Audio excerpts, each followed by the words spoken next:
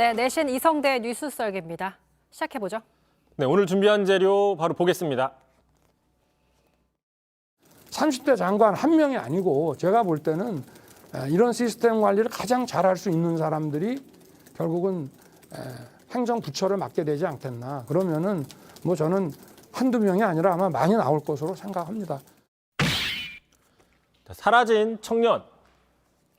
자, 어제 1차 장관 후보자 8명이 발표됐습니다. 대선 당시 공약과 달리 지금 청년이 보이지 않고 있다. 그래서 사라진 청년인 거죠.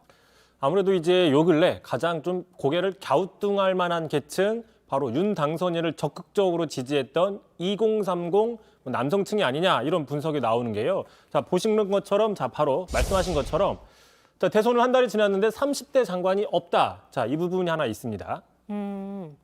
대선 기간 동안 각 부처의 청년 보좌역 신설이어서 아예 30대 장관이 나올 수 있다라는 약속도 했었는데 일단은 그 모습은 보이지 않고 있어요.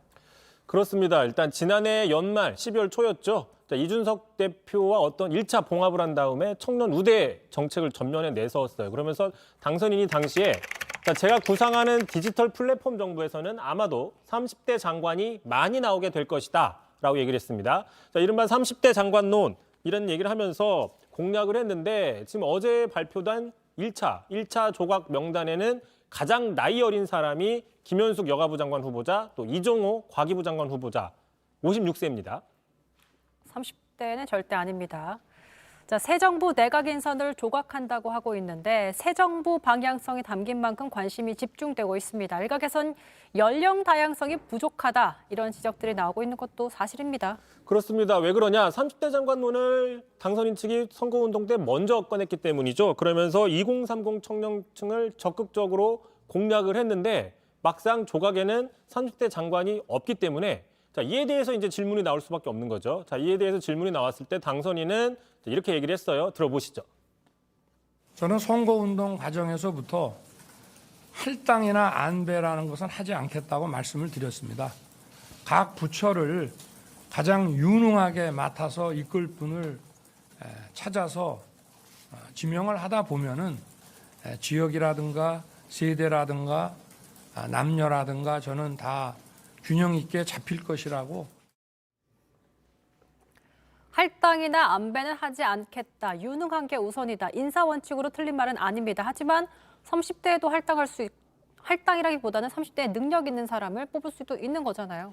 뭐 그런 측면인 거죠. 30대 장관도 나올 수 있다라고 여러 차례 당선인이 선거운동 기간 강조를 했기 때문인데요. 자, 지난 1월입니다. 1월에도 이렇게 얘기를 했어요. 바이든도 지금 32세의 법률가를 임명했다. 능력만 있으면 30대 장관 나와야 된다라고 얘기했는데 이게 언제냐면요. 1월 16일 이준석 대표와 그 2차 갈등을 봉합한 이후에 여가부 폐지 한 줄 공약, 또 병사들 월급 200만 원 보장, 뭐 이런 공약들을 막 쏟아내면서 청년 정책에 드라이브를 내던 그 시절이거든요. 그렇기 때문에 결국 30대 장관이란 그 무게감이 더 커졌다, 이 부분이 있는 거고요. 그런데 이제 따져보면요. 30대는 지금 사회적인 경험이 좀 부족하잖아요. 50대나 60대보다. 그다음에 경력도 좀 짧습니다. 아무래도 유능함이나 실력을 입증하기에는 현실적으로 좀 어려움이 있다라는 거죠. 결국 30대 장관이 나오려면 이런 실력, 또 눈에 보이지 않는 경력 이외에도 그 가능성을 보고 발탁을 해야 되는 게 아니냐라는 분석이 나와요. 자, 결국에는 할당이나 안배를 안 하겠다는 뜻과 30대 장관이 나올 수 있다는 것은 서로 같이 가기가 좀 쉽지 않은 이런 명제라는 거죠. 사실 뭐 내각 인선은 아직도 남아있으니까 2차, 3차 발표를 더 기다려봐도 될 것 같습니다. 근데 아까 이대남이 갸우뚱한 부분 또 뭐가 있을까요? 네, 이대남 요구와 이해가 정책적인 방향에 좀 맞지 않는 측면들이 나오고 있다라고 했는데 두 번째 또 있습니다. 바로 여가부가 일단 존속되고 있다, 이 측면이 있는 건데요. 자, 윤석열 후보 지지했던 이대남들, 30대 남자들 가장 열렬히 지지했던 게 바로 이 공약이잖아요. 여가부 폐지하겠다. 그런데 이제 지난주였습니다. 안철수 인수위원장이 여가부 폐지는 일단 보류하겠다고 밝혔고요. 어제였죠. 여가부 장관 김현숙 후보 정책특보였는데 이미 지명이 됐습니다. 그러니까 저도 사실 장관 지명 후보자가 나와서 좀 놀랐습니다. 핵심 공약 중 하나이자 젊은 남성 지지를 끌어낸 공약인데 왜 이번에 추진되지 않고 일단 보류한다는 건지. 일단 여가부 폐지는 국회에서 정부조직법을 개정해야 되는 겁니다. 그런데 지금 안철수 위원장이 지난주 얘기를 했었죠. 지금 여소야대 상황이라서 당장 법 통과가 쉽지 않다. 이런 판단 때문에 일단은 현행대로 가되 장관을 임명하되 그 임명 후에 개편의 추이를 보겠다. 이런 입장을 밝혔거든요. 자, 하지만 앞으로 보류를 하는 건지 개편을 하는 건지 개편을 하게 되면 전면으로 하는 건지 뭐 이름 정도만 바꾸는 소폭으로 하는 건지 이런 부분들이 불명확하다는 겁니다. 당장 그러다 보니까 국민의힘 안에서도 하태경 의원 이렇게 얘기를 했어요. 김 후보는 시한부 장관이다. 여가부 폐지 로드맵을 발표하고 사퇴하는 게 임무다라고 얘기를 했어요. 자, 여가부를 유지하는 게 아니라 여가부를 해체하는 임무가 더 크다라고 얘기를 했고, 자, 그런데 이제 김현숙 장관 후보자는 오늘이었죠. 자, 부처가 언제 개편될지는 지금 예단하기 어렵다. 상당히 신중한 입장을 내놓고 있습니다. 자, 무엇보다도 지금 정부조직법 국회에 제출을 하지 않는 거에 대해서는 좀 납득이 안 된다라는 반응도 나오고 있습니다. 자, 야당이 많아서, 야당 의석수가 많아서 통과가 안 될 걸 감안했더라도 공약을 했으니까 공약 사항인데 법안조차 내지 않는 부분은 좀 이해가 안 된다라는 측면들이 나오고 있거든요. 자, 그렇다고 하면 앞으로 2년 동안 민주당이 야당, 거대 여당인데 법안을 하나도 안 낼 것이냐? 또 이건 아니지 않습니까? 자, 그러다 보니까 이제 민주당에서 이런 얘기가 나와요. 들어보시죠.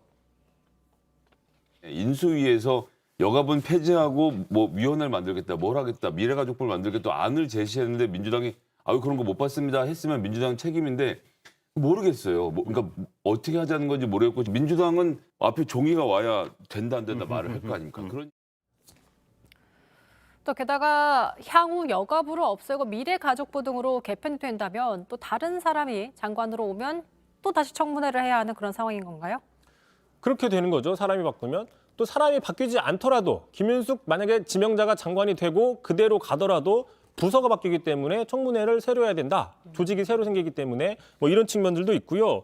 결국 이를 두 번 하는 어떤 절차적인 비효율성이 파생될 가능성이 있다. 이런 분석도 있습니다. 자, 결국에는 김윤숙 지명자가 윤석열 정부의 첫 번째 여가부 장관이 될지 아니면 마지막 여가부 장관이 될지는 아직까지도 모르는 상황입니다.